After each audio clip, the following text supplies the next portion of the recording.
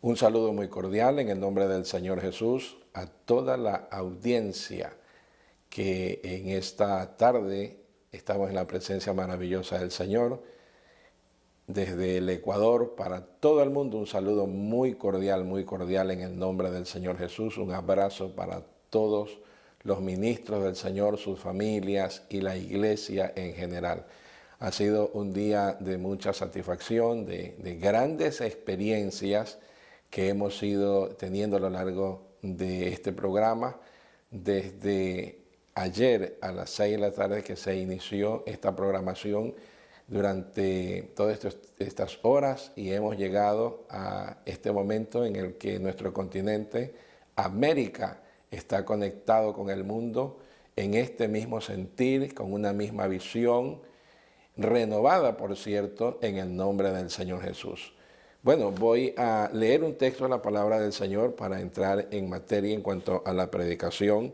En el libro del profeta Isaías, en el capítulo 42, la Biblia señala: así dice Jehová Dios, creador de los cielos, y el que los despliega, el que extiende la tierra y sus productos, el que da aliento al pueblo y mora sobre ella, y espíritu a los que por ella andan. Yo, Jehová, te he llamado en justicia y te sostendré por la mano, te guardaré y te pondré por pacto al pueblo, por luz a las naciones, para que abra los ojos de los ciegos, para que saque de cárceles a los presos y de casa de prisión a los que moran en tinieblas. Yo, Jehová, este es mi nombre, y a otro no daré mi gloria ni mi alabanza a esculturas. Aquí se cumplieron las cosas primeras, y yo anuncio cosas nuevas antes que salgan a luz.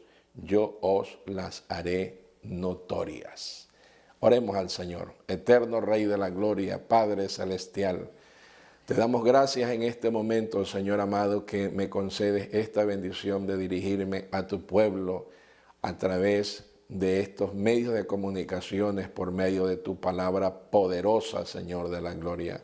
Mi vida está en tus manos, utilízala, Señor, llena mi boca de tu palabra gloriosa y ordena en mi mente los pensamientos, Señor, para poder hablar tu verdad en esta tarde a la iglesia, a nuestros compañeros pastores, en el nombre del Señor Jesús, y seguro que esta palabra tocará muchas vidas de aquellos que reproducirán este video, aunque no sean creyentes, Dios soberano, aunque no sean de la iglesia o de la organización. Tú sabrás obrar en la vida de cada uno de ellos por medio de tu palabra gloriosa. En el nombre del Señor Jesús. Amén. Amén. Gloria a Dios.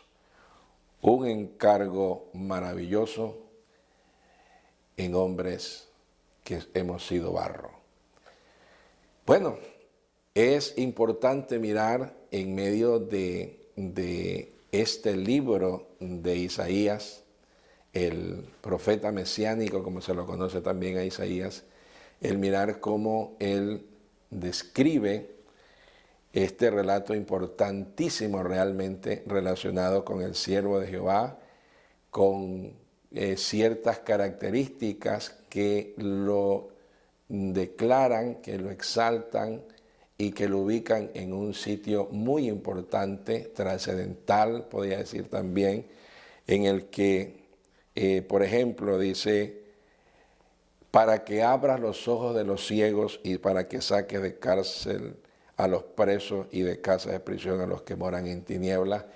Un llamado para un objetivo específico. Pero mire usted, hagamos un poco de historia realmente. Es importante saber cómo el Dios soberano, el Dios eterno, nos ha declarado por medio de la Escritura y por medio de la historia que nosotros hemos podido informarnos, como por ejemplo la Biblia habla de la transitoriedad del hombre y también la eternidad de Dios. En este capítulo de la Escritura, este Salmo, nos habla de que el hombre es transitorio, ¿verdad? Llegó a ser reducido a una esclavitud se pusieron límites a sus años de vida y eso da la pauta para que podamos decir que muchos sueños no se cumplieron, muchas aspiraciones no se las alcanzaron, muchas metas no se lograron, porque la vida se acortó, porque la vida se terminó, hablando de lo transitorio. Y también hablando de la gloria de Dios, señala la Escritura, cuán glorioso es tu nombre en toda la tierra, ¿verdad? Cuán glorioso es tu nombre, es decir, que Dios, pese a que el ser humano nos descarrilamos, nos fuimos de sus caminos, sin embargo, Dios siguió siendo Dios y nosotros en Adán, en adelante, todas las generaciones, nos fuimos perdiendo poco a poco hasta llegar al día de hoy. No obstante, las cualidades, las virtudes que Dios colocó en la vida del ser humano han hecho de que el hombre sea luchador, de que el hombre aspire muchas cosas y se ha esforzado por alcanzarlas realmente. Somos conscientes que se han dominado muchas leyes de gravedad, se pusieron a volar aviones, se dominó el agua, se han construido grandes y lujosas embarcaciones, ya sea de estas de forma turística, comercial o también de guerra. Se ha podido escrutar las profundidades de los océanos, ya sea a través de maquinaria o de los buzos, y todo esto nos indica que el hombre tiene grandes capacidades, ¿verdad? En la sobrepoblación de la tierra se ha visto obligado a hacer producir más y mejor la tierra, mejorar calidades en las aves, en el ganado, y de esta manera poder producir mucho más alimento en más corto tiempo. Todo esto nos indica que el ser humano ha sido luchador, ¿verdad? Desde el mismo día en que Adán fue sacado del Edén, ¿verdad? Él buscó solucionar su problema con hojitas de higuera. Dios lo solucionó sacrificando unos animalitos y de esta manera proveyéndole un vestido nuevo, bueno y duradero. Entonces, se vieron abocados a buscar y a solucionar el problema de vivir en el ambiente, de protegerse del sol o protegerse de la lluvia, y debido a que toda la naturaleza se volvió en contra del ser humano. Entonces, todas estas cosas nos indican que el hombre, ¿verdad?, ha sido ingenioso, pero también la Escritura señala que el instinto del hombre es malo desde su juventud, una edad en la que se toman decisiones que tienen mucha importancia en el futuro de él, ya sea en lo bueno, en lo malo, en lo positivo, en lo negativo, que ha buscado trascender en la historia, ya sea con hechos importantes, descubrimientos, o con hechos atroces. El hombre ha buscado todo esto. Sin embargo, podemos nosotros considerar una pregunta. ¿Qué ha hecho Dios por el hombre? Y la respuesta que se da a esta pregunta son varias. Si Dios existiera, no hubiera maldad. Si Dios existiera, no hubiera tanta miseria. Si Dios gobernara esto, si tuviera control de esto, no estuviera esto en la situación en la que está. No se hubieran cometido tantas atrocidades como las que se han hecho. Entonces, ¿Dios dónde estuvo? ¿Dónde estuvo Él en los genocidios? ¿Dónde estuvo Él en las planificaciones de las guerras? ¿Dónde estuvo Él en la acechanza para quitarle la vida a las personas? ¿Dónde estuvo Él? Dios estuvo siempre allí. Pero, y si nos hacemos otra pregunta, ¿dónde lo ha tenido Dios? ¿Dónde ha tenido el hombre a Dios? ¿En qué posición de su vida, en qué lugar de su vida lo ha tenido el hombre a Dios? Bueno, también hay respuesta para eso. Lo ha tenido en una esquina de su hogar, lo ha cargado colgando en su cuello, lo ha tenido tatuado en su piel, lo ha tenido en su portacédula, lo ha tenido colgando del espejo retrovisor de su vehículo. Porque ahí no ha pasado, porque el hombre también ha sido religioso, ¿verdad? Ha sido religioso y ha querido compensar esa separación, esa ausencia que se marcó en el Edén cuando Adán y Eva fracasaron. Se provocó una separación, un aislamiento entre la comunión del hombre y Dios, y eso lo produjo el pecado. Y el pecado ha venido dominando desde Adán hasta Cristo, lo dominó totalitariamente. Hubieron muchas actuaciones de parte de Dios, proveyendo siervos, proveyendo profetas, proveyendo personas que llevaran un mensaje de arrepentimiento, que le dijera que al pueblo que el ser humano había tomado acciones y actitudes y había cometido hechos que lo habían vuelto a Dios indiferente en la relación entre ellos, ¿verdad? Todo esto nos indica que Dios ha estado allí presente siempre, pero también ha estado presente los errores y las equivocaciones del ser humano. Algunas personas descubrieron cosas importantes que iban a servir para beneficio de la humanidad, por ejemplo, la energía, pero se le ha dado malas aplicaciones. Alguien descubrió el átomo y le dieron un mal uso a esto. Y así, lo que en un momento dado fue un invento para beneficio de la humanidad, sin embargo, esto se lo encauzó, se lo encaminó, se lo dirigió para cosas negativas o destructivas. No obstante, en todo este andar de la humanidad, Dios estuvo siempre pendiente con su palabra.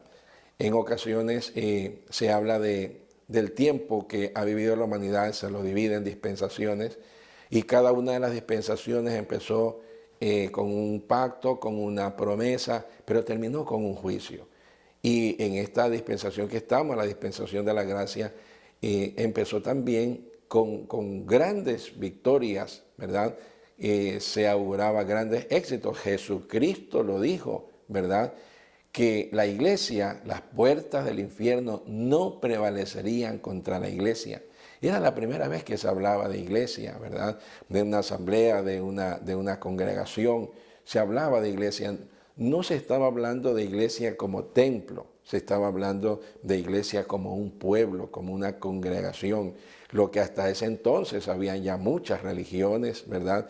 Que practicaban diferentes tipos de culto, con diferentes doctrinas, que tuvieron diferentes tipos de templos, que tuvieron que hacerlo como un punto de referencia para su doctrina, para su religión. Pero cuando Jesús habló de la iglesia, esto causó una inquietud, ¿verdad? Causó una inquietud porque el pensamiento del Señor no era el pensamiento de los hombres, ¿verdad? No era el pensamiento de los hombres.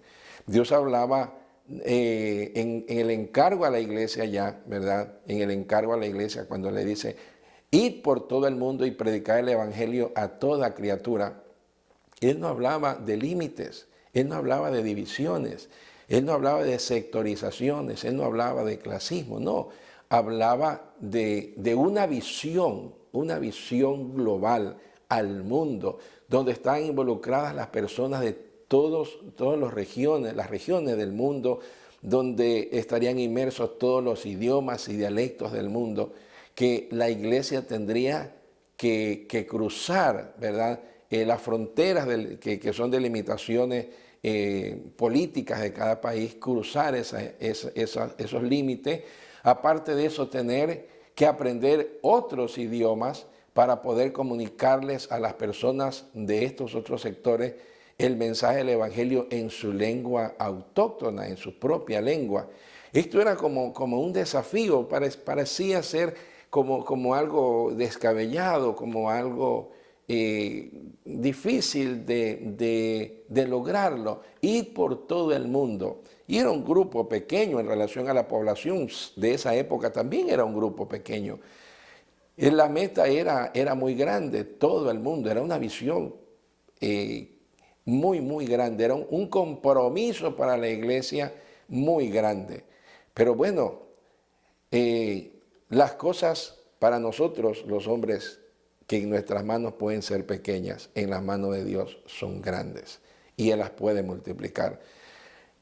En ese momento no habían tarjetas de crédito, no habían chequeras, no habían cheques viajeros, no habían transferencias, no había el sistema que tenemos ahora bancario, las facilidades. Pero mire usted, los discípulos no reprocharon. Los discípulos no pusieron obstáculos a esta invitación, a esta labor grande, ir por todo el mundo. ¿Qué fue lo que hubo?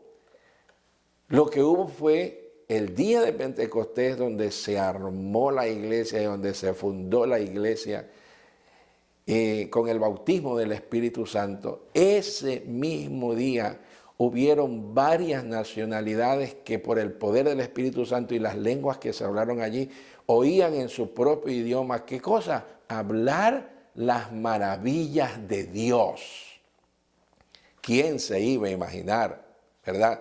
En un proyecto tan grande, traído del cielo, surgido del corazón de Dios, ¿quién se iba a imaginar que las personas que íbamos a estar involucradas en esta labor, en este trabajo, eran los que unos añitos atrás eran pescadores, eran empleados públicos, eran agricultores, debieron de haber tenido uno o varios defectos o pecadillos, como toda la humanidad los ha tenido. Empezó allí. Esto avanzó más. ¿Quién se iba a imaginar que Dios se iba a tomar la tarea de qué?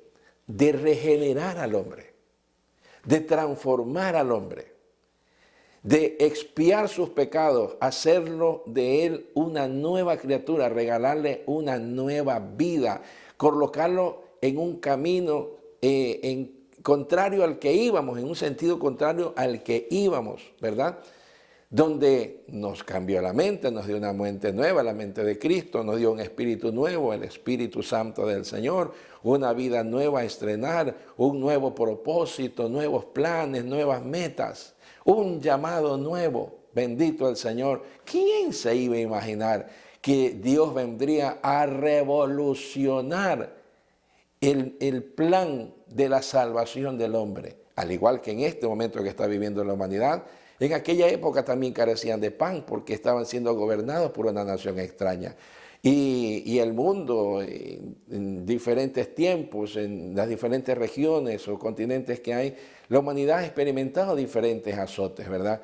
Y lo primero que se padece es el hambre, ¿verdad? Lo primero que escasea es el pan. En otros casos, dependiendo de los problemas climáticos que han habido, se ha padecido de una casa.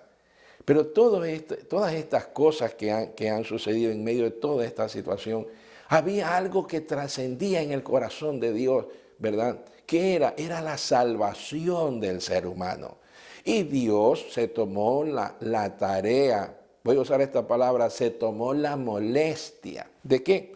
De hacer algo fuera de serie, algo fuera de la razón y de la lógica del hombre. Me preguntará usted o se preguntará usted, ¿qué fue que hizo Dios? Dios se manifestó en carne, Él se hizo hombre.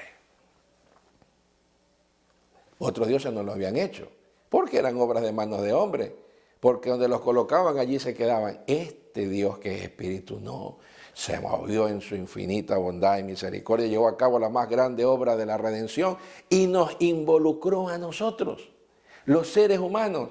Nos dio la maravillosa oportunidad de ¿qué? De involucrarnos en el proyecto de Él. Por eso algunos de nosotros cuando dijimos a la familia, me voy a servirle al Señor, a mí personalmente mi padre me dijo, tú estás loco, mijo, tú te vas a morir de hambre.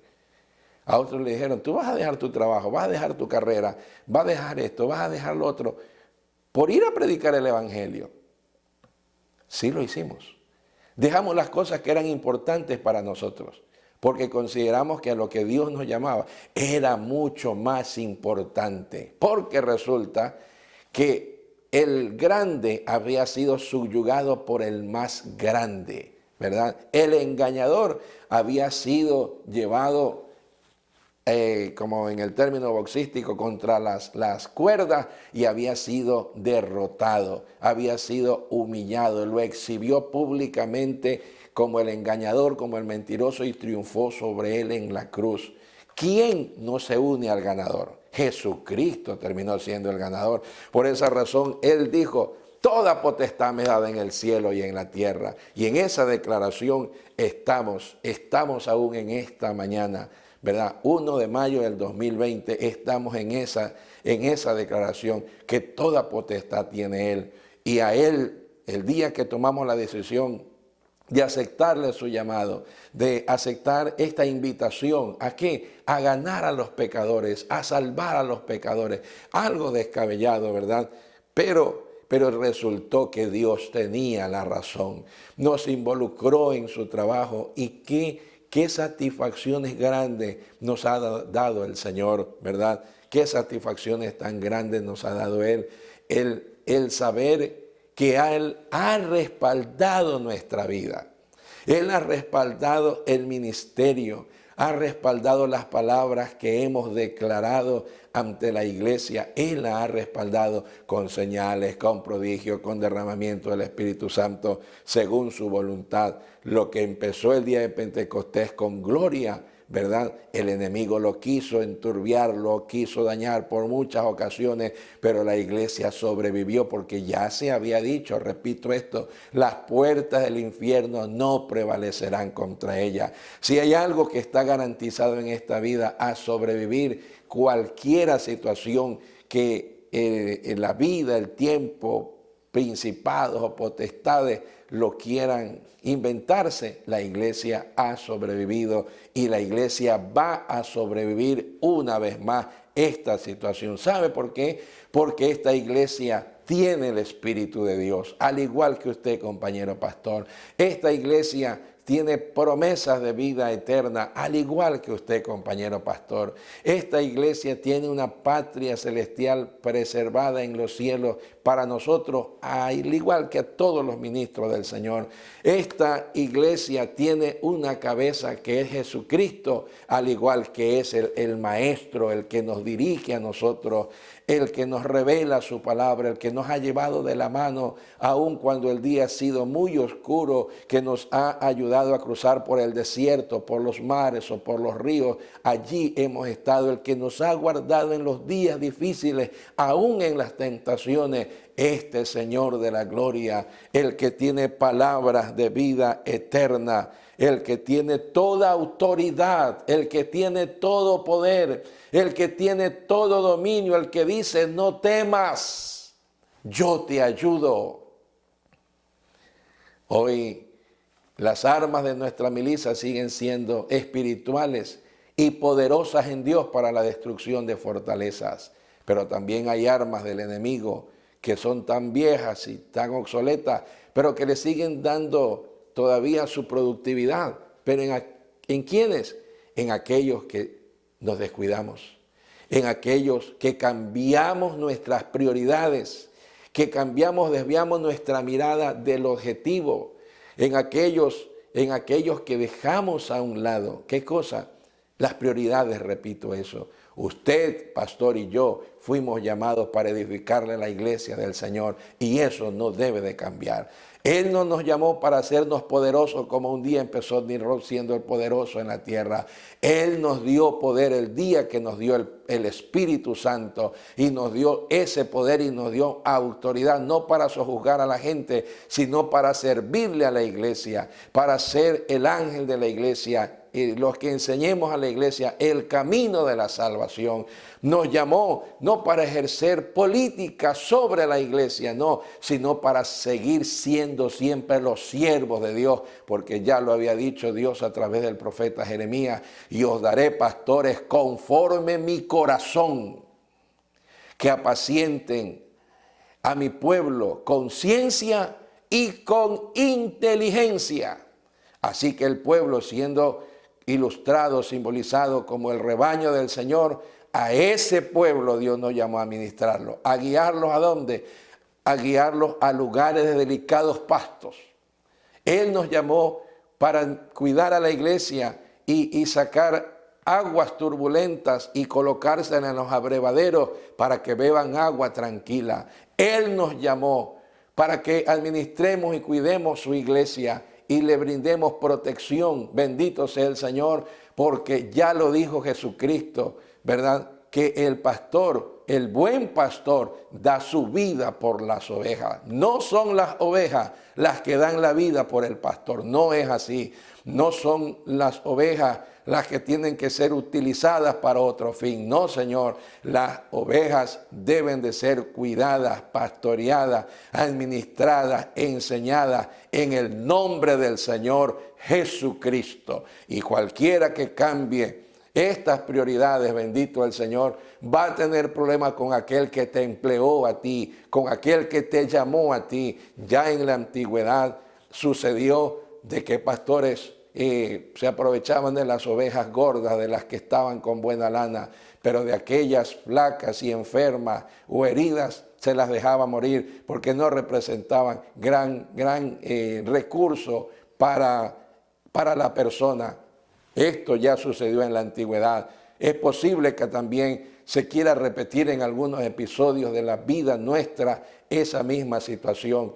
Ya Dios nos mandó a construir sobre una base sólida a la iglesia. Cuidado con estar usando barro suelto. Cuidado con estar usando otros elementos para edificar la iglesia. Esta iglesia tiene un fundamento sólido y tiene columnas sólidas para que edifiquemos sobre ella una iglesia sólida, no a la manera suya o mía, sino a la manera de Dios. Y a la manera de Dios el resultado será una iglesia gloriosa que no tenga mancha, ni arruga, ni cosa semejante.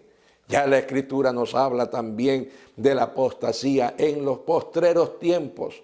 Algunos apostatarán de la fe, escuchando a doctrinas de demonios, ¿verdad? A estratagemas de hombres que para engañar emplean con astucia las artimañas del error. Ya la Biblia nos advierte, nos anticipa las cosas que sucederían. ¿Cuándo? En los postreros tiempos, donde el carácter de los hombres sería un carácter muy vulnerable. Profesando ser sabios, se hicieron necios. Tendrán apariencia de piedad, pero negarán la eficacia de ella. ¿Qué dice Dios? A estos evita. ¿Por qué?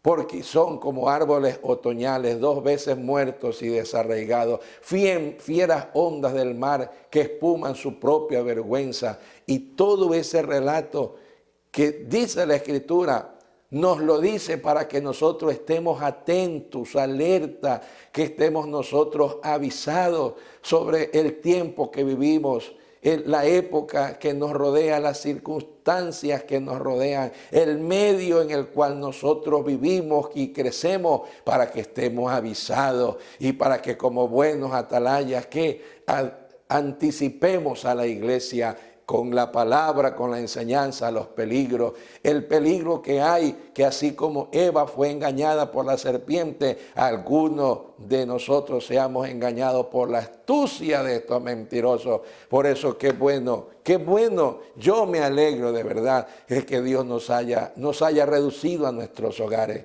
¿verdad? ¿Para qué? Para que reflexionemos, para que pensemos. ¿En quién? En mi futuro económico. Esa no es la prioridad en este momento. Para que piense en mi futuro político. Esa no es la prioridad en este momento. En este momento la prioridad es pensar qué necesita la iglesia, qué tengo que decirle a la iglesia, qué necesito yo para poder limpiar mis ojos con el colirio de Dios y mirar la prioridad o las prioridades que tenemos en esta vida. Lavarnos con la sangre del Señor Jesucristo para que no haya en mi vida inconveniente o estorbo, a fin de que mis oraciones sean recibidas, oídas, atendidas y respondidas por el Señor. Oh, yo me alegro tanto de que Dios haya tomado la molestia para reducirnos a un sitio pequeño, a un sitio limitado. Aleluya. Y miremos los vulnerables que somos, lo vulnerables que son los gobiernos, las economías, las familias, todos lo vulnerables que somos, lo expuesto que nos podemos poner al salir de nuestra casa, a la exposición, a la contaminación, al mal, al peligro. Pero aquí estamos en esta tarde. Alabanzas al nombre del Señor. Con cada experiencia que usted y mi persona hemos tenido en este día, mirar que la prioridad es edificarle una iglesia al Señor. Alabanzas al nombre de Jesús. El libro de los Hebreos habla de experiencias de hermanos que vivieron, fueron perseguidos, maltratados, que el mundo no fue digno de ellos, que sus mujeres recibieron a sus muertos en esperanza, y todo esto mediante algo que se llama la fe, porque sin fe es imposible agradar a Dios. Sin fe no podemos agradar al Señor. Así que la fe es el recurso indispensable que necesitamos hoy más que nunca, para continuar viendo ¿qué? La gloria de Dios, para no ser espectadores de lo que otro hace, de cómo la viña de otro le crece, de cómo las ovejas a otro le crecen, sino no ser espectadores, sino ser actores, bendito al Señor, servidores que hemos sido llamados a esta obra tan grande, tan importante para Dios, porque eso involucra la manifestación de Él en la persona de Cristo, eso involucra la muerte de Cristo en el Calvario con todo su sufrimiento, involucra la resurrección de Cristo de entre los muertos con poder y grande gloria. ¿Para qué? Para que anunciemos las virtudes de aquel que nos llamó de las tinieblas a su luz admirable. Por eso hoy en día a nosotros nos conocen como los pastores, nos conocen como el ángel de la iglesia, el siervo. Hay hermanos que nos dicen siervo, los pastores. Algunos se tamborean el pecho diciendo, yo aquí soy el pastor. Pero otros doblamos nuestras rodillas y agachamos nuestra cabeza ante el Rey de la gloria, el verdadero amo, el verdadero Señor, el que realmente tiene creyentes o seguidores. Es Él, es Él. Nosotros como personas somos siervos y el siervo no tiene derecho de nada. Sin embargo, todo lo que hoy somos, lo somos porque el patrón que tenemos ahora, o el amo que tenemos ahora, o el Señor que tenemos ahora, es generoso, es bueno, es admirable. Y podemos decir que todo lo que tenemos, Él nos lo ha dado. No cambiemos nuestra prioridad. No, bendito sea el nombre del Señor. Si alguien ha estado cambiando su prioridad, lo invitamos a que hoy regrese al redil, regrese al camino. Aleluya. Bendito el Señor, para que esta prioridad realmente se haga evidente, que cuando lleguen a sus templos, a sus lugares donde alquilan o donde se ha edificado para reunión de la iglesia, cualquiera persona que llegue, usted lo vea como alguien importante para Dios por la muerte de Cristo en el Calvario, porque Él murió por todos, no nos olvidemos de eso. De tal manera que hoy voy a concluir este servicio, este mensaje, esta exposición de la palabra, diciendo esto. ¿Quién iba a creer que de estos mortales indefensos, estos esclavos y miserables que éramos en esta vida, pobres, ciegos, desnudos, desventurados,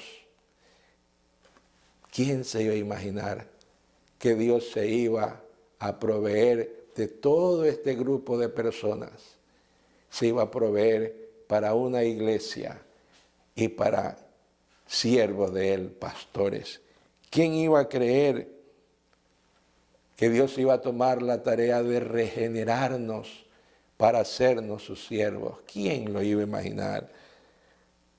¿Quién iba a imaginarse que nos iba a dar la invitación a hacer el trabajo más grande y más honroso que hay en esta vida, edificarle la iglesia al Señor? Todos éramos siervos de algo, o de alguien, pero hoy somos siervos de Dios y eso marca una verdadera diferencia. Siervo de Dios. Aleluya. Nos llamó a hacer algo con un término nuevo, evangelizar al mundo. Así que hoy no vamos a bajar nuestros brazos, no lo hemos bajado. Hemos aprovechado, hemos despertado a nuevas alternativas para comunicar el Evangelio. Yo en este momento estoy en mi hogar y estoy llegando no sé a cuántas partes del mundo y no sé a qué cantidad de personas llegará este mensaje, pero lo que sí sé es lo que un día dijo Dios en su palabra: por toda la tierra salió su voz y hasta el extremo del mundo su palabra. Así que yo soy una persona limitada, que estoy en un sitio limitado, pero lo que digo de Dios y lo que sé de Dios trasciende a un espacio y aún trasciende en el tiempo. Vamos a invocar el nombre del Señor en esta tarde por la palabra que hemos escuchado. Y no te olvides, apreciado compañero y apreciado hermano, hay una prioridad a la que tú y yo fuimos llamados: edificar la iglesia del Señor. Soberano Dios y Padre Celestial, usted que es esperanza de todos los términos de la tierra y de los más remotos confines del mar, tú que desde el siglo y hasta el siglo eres Dios. Oh, te agradezco, Señor de la gloria, haberme permitido dirigirme a los pastores y a la iglesia en cualquiera parte del mundo en esta hora, en la conclusión de este ayuno mundial de pastores, allá donde está tu siervo, donde hemos pasado estas horas en tu presencia, esa experiencia, esas confesiones que han habido, Dios, esos compromisos que hemos renovado contigo. Yo sé que tú lo tomas en cuenta, Señor amado, porque tú sigues creyendo en el hombre, porque así como un día fuimos capaces de hacer tantas cosas malas, hoy somos capaces de hacer todo lo que tú nos encargues, todo lo que tú nos dirijas, Dios, aleluya. Dios, necesitamos cada día ese toque tuyo, Señor, en la vida nuestra, para encaminarnos por el camino de la verdad y de la justicia, para seguir siendo esos siervos, Padre Santo, humildes, obedientes, sujetos a tu bondad, a tu palabra, a tus disposiciones. Que nuestra prioridad siga siendo esta, una iglesia gloriosa, edificarla para la gloria tuya, para la alabanza de tu nombre en todo pueblo, de toda nación, de todo linaje, en el nombre de Jesucristo. Ayúdanos, Dios, en este nuevo tramo que se va a abrir para nosotros. Dios, las oportunidades que se den, ayúdanos, Dios Santo, el recurso que tú nos des, tanto humano como económico, sea invertido, dirigido, encauzado, enviado a cumplir este propósito de ir por todo el mundo y predicar el Evangelio a toda criatura. En el nombre de Jesús. Amén. En el nombre de Jesús. Amén.